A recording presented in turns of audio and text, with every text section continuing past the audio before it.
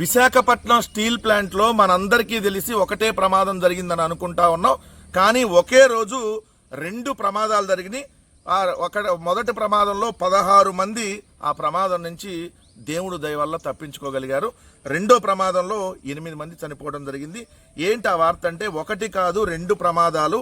Visakha steel ప్లాంట్లో మొదట SMS-2లో ఒలికిన 60 టన్నుల ఉక్కు ద్రవం కొద్దిసేపటికే SMS-1లో పేలిన లాడిల్. అంటే ఒకటే దాంట్లో రెండు ప్రమాదాలు జరిగినాయి. విశాఖ ఉక్కు కర్మాగారంలో సోమవారం ఒక ప్రమాదం కాదు, ఒకేలాంటి రెండు ప్రమాదాలు చోటు చేసుకున్నట్టు తేలింది. స్టీల్ మెటల్ షాపు అంటే SMS-1లో పెను ప్రమాదం జరగడానికి ముందే SMS-2లోని దుర్ఘటన జరిగినట్టుగా వెలుగులోకి వచ్చింది. సోమవారం సాయంత్రం 3:57 లాడిల్లో పేలుడు సంభవించి సుమారు 60 టన్నుల ఉక్కు ద్రవం ఒలికిపోయింది. ఈ బ్లాస్టింగ్ జరిగినట్టు గుర్తించారు. శాశ్వత ఉద్యోగులు 4, ఇన్ఛార్జీలు 2, 10 మంది కళాశీలు, మొత్తం 16 మంది ఈ ప్రమాదం నుంచి తప్పించుకున్నారు. మృత్యుంజయులం అంటూ వాట్సాప్లో గ్రూప్లో మెసేజ్లు పెట్టారు. మృత్యుంజయులం అని మెసేజ్లు పెట్టిన కొద్దిసేపటికే 4:25 SMS-1లోని భారీ పేలుడు సంభవించి 8 మంది అక్కడికక్కడే మరణించినటువంటి సంఘటన జరిగిందని చెప్పి ఈనాడే రాసినటువంటి పరిస్థితి.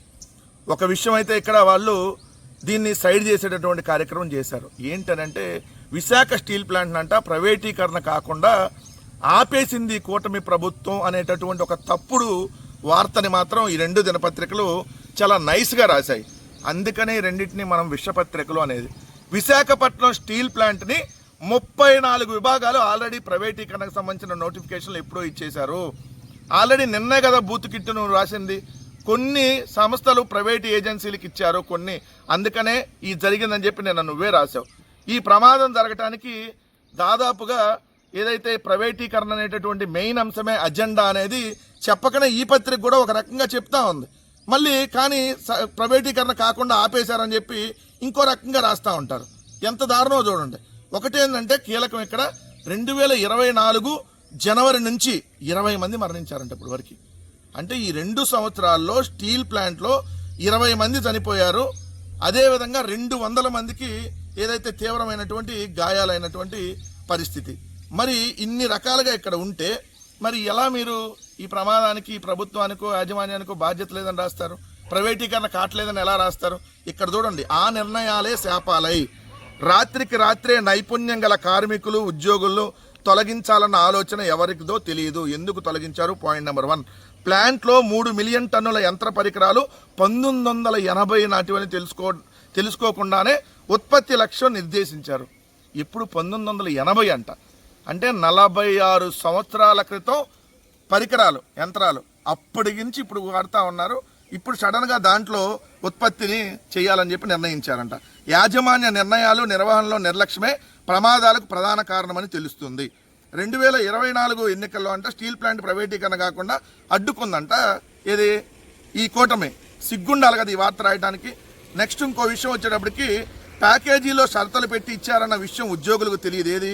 కేంద్ర ప్రభుత్వం 11,400 కోట్లు ప్యాకేజీ ఇచ్చింది కదా, ఆ ప్యాకేజీలో షరతులు పెట్టి ఇచ్చారన్న విషయం ఉద్యోగులకు తెలియదు. ఈ నిధుల్లో సింహభాగం బ్యాంకు అప్పులు తీర్చడానికి, మిగిలిన నిధుల్లో సరఫరాదారుల బకాయిలు, స్వచ్ఛంద పదవీ విరమణ తీసుకున్న వారికి సుమారు 500 కోట్లు కేటాయించారు. 3 ఏళ్లుగా మూసి ఉంచిన 3వ బ్లాస్ట్ ఫర్నేస్ను వెంటనే ప్రారంభించాలని కేంద్ర ఉక్కు శాఖ అధికారులు ఆదేశించారు. ఎందుకు ఆదేశించారు? 3 సంవత్సరాల నుంచి మూసేసిన దాన్ని ఇమీడియట్గా తెరవమని. 2, తొందరపాటుతో మళ్ళీ నష్టాల్లోకి వెళ్ళింది. నిర్ణయాత్మక కుర్చీలు ఖాళీగా. ప్లాంట్లో జనరల్ మేనేజర్లు 50 మంది ఉండాల్సి ఉండగా ఒక్కరే ఉన్నారు. 15 మంది ఎగ్జిక్యూటివ్ డైరెక్టర్లు ఉండాల్సిన చోట 4 ఏళ్ళుగా ఒక్కరు కూడా లేరు. ఇది 15 మంది ఎగ్జిక్యూటివ్ డైరెక్టర్లు ఉండాల్సిన చోట ఒక్కరు కూడా లేరంట.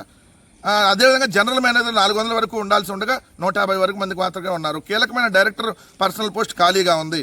సో ఈ కమిటీలు అటకెక్కాయి. గతంలో భద్రత, ప్రొటెక్షను ఏదైతే ఈ ఫ్లోర్ కమిటీలు, ఇవన్నీ షాప్ ఫ్లోర్ కమిటీలు ఇవన్నీ అటకెక్కాయని చెప్పి సాక్షాత్తు వాళ్ళ ఈనాడు దినపత్రికే దీంట్లో రాసినటువంటి వార్త.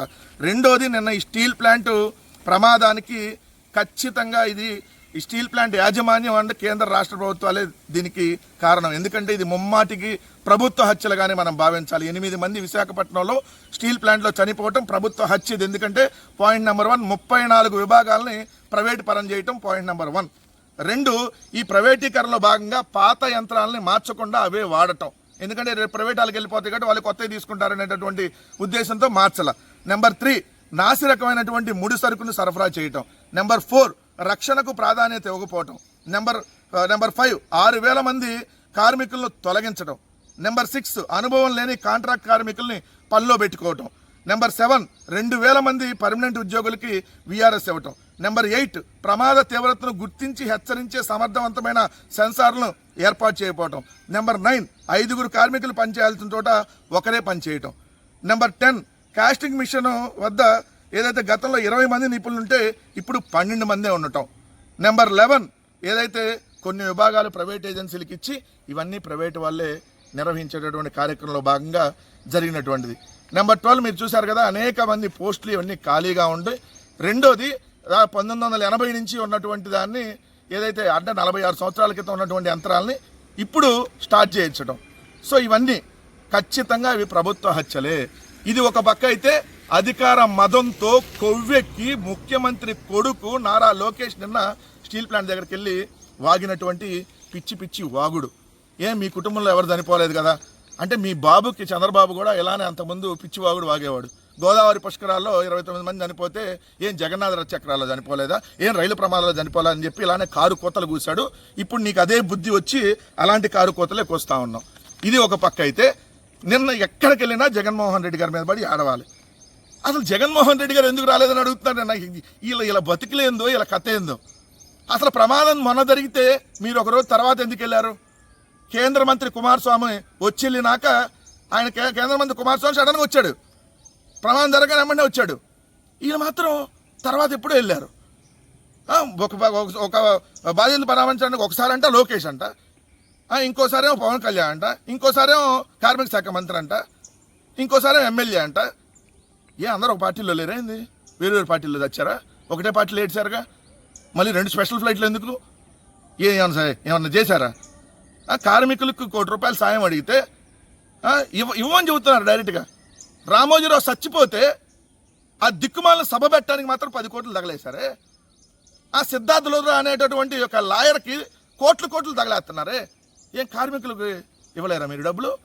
నా ఇష్టం, నేను 99 పైసలకి ఎంతైనా ఇస్తా, నా ఇష్టం వచ్చినట్టు ఇస్తా అని చెప్పి 1,000 కోట్లు దోచిపెడుతున్నావు నీ బినామీలకి, 1,000 ఎకరాలు 1,000 కోట్ల రూపాయలు. మరేం కార్మికుల ప్రాణాలు మీకు ప్రాణాలు కాదా? సో ఎంత మదమెక్కి మాట్లాడుతున్నారో. ఓ పక్క పవన్ కళ్యాణ్ అయితే అసలు రాసిచ్చిన స్క్రిప్ట్ని యాస్టీజ్గా బట్టి కొట్టి చదువుతాడు తప్ప కనీసం కొద్దిగా కూడా జ్ఞానం లేదు. ఇట్లాంటి వాళ్ళు మన రాష్ట్రానికి మంత్రులు. మనం చేసుకున్న కర్మ కాకపోతే ఇంకేంటి ఈ కర్మ ఇంకొక 2 ఏళ్ళు మనని పట్టి పీడిచింది. వీళ్ళు పోతే తప్ప ఈ రాష్ట్రానికి పట్టినటువంటి దరిద్రం ఈ కూటమి ప్రభుత్వం శాశ్వతంగా రాజకీయంగా ఈ పార్టీని ఏదైతే సమాజ్ చేస్తే తప్ప ఈ కూటమి పార్టీలని ఈ రాష్ట్రానికి పట్టిన దరిద్రం వదలదనేది వాస్తవం.